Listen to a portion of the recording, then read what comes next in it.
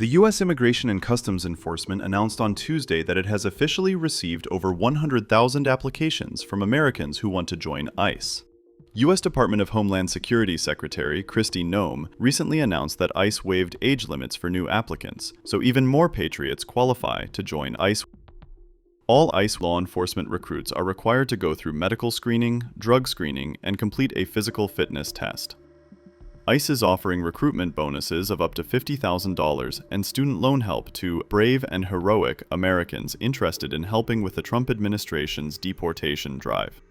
The agency is specifically hoping to recruit deportation officers, along with attorneys, criminal investigators, student visa adjudicators, and other roles. In total, ICE added more than 18,000 new personnel. The funding for the recruitment drive comes from approximately $165 billion allocated for the Department of Homeland Security in Donald Trump's sweeping tax and spending bill. ICE officials said they are offering a package of incentives: a maximum $50,000 signing bonus, student loan repayment and forgiveness options, enhanced retirement benefits. The recruitment drive comes just weeks after President Trump signed the One Big Beautiful tax and spending bill into law. The bill included more than $76 billion allocated to ICE, almost 10 times what it had been receiving previously under Trump, and making it the highest-funded federal law enforcement agency. President Trump, Secretary Noem, and other administration officials have vowed to ramp up the pace of deportations to 1 million per year.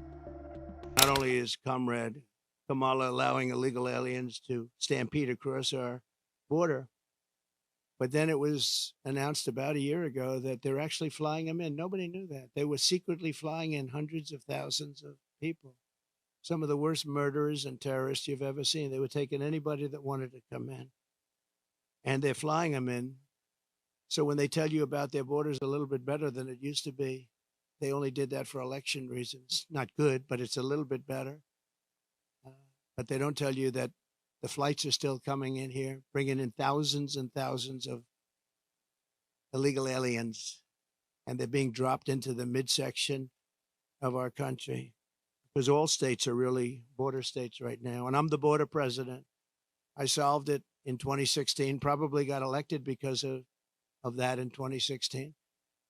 And really, there was nothing to do in 2020. I said to my people, I want to talk about the border, what a job I did. They said, sir, nobody cares. You did it. It was good. We went from a terrible border to a great border very quickly. I did a great job.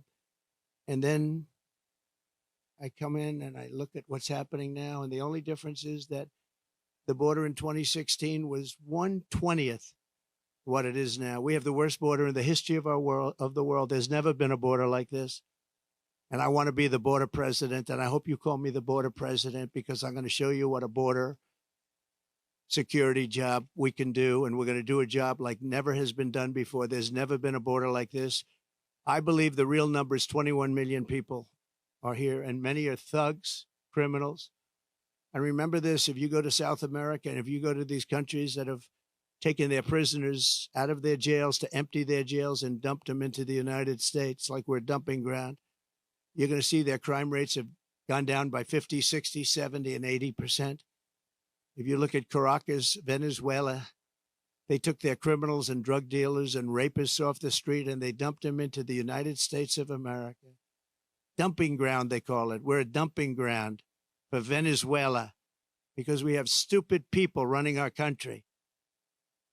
And you think Biden's bad? This one's going to be worse than Biden. Over the past 3.5 years, Kamala has resettled 500,000 illegal migrants from Haiti into American communities, including over 200,000 who Kamala has illegally flown into the United States by airplane when they couldn't get through the border because the border guards backed up. They were refusing to let them in. They don't want it. They love this country. They're saying, you can't do this to our country. They flew them in right over the top of the border guards, and they're doing it right now. They're doing it right now.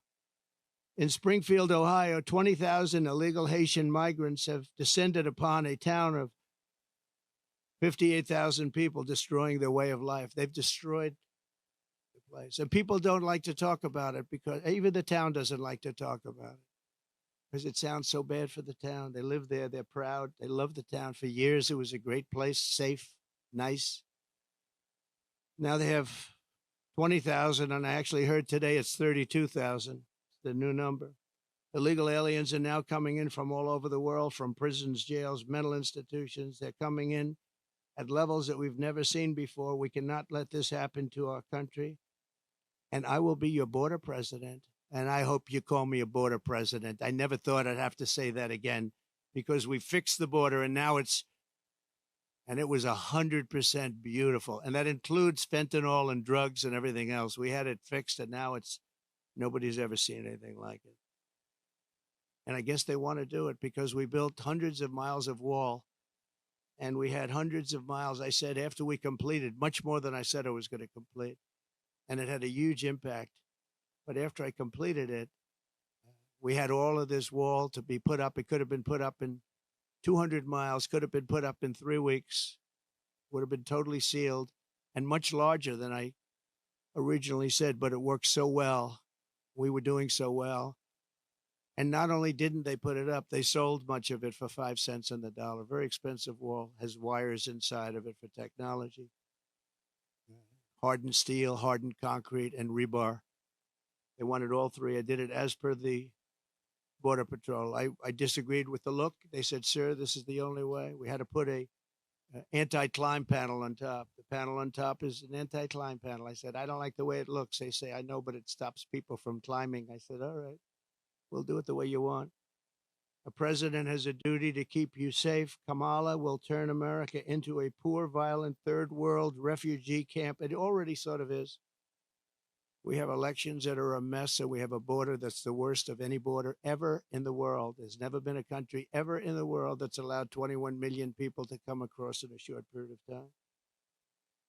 And children and the children of American citizens are at the mercy of barbaric criminals. You take a look at what's happening in Colorado. The governor's afraid to even talk about it. The governor is a Democrat.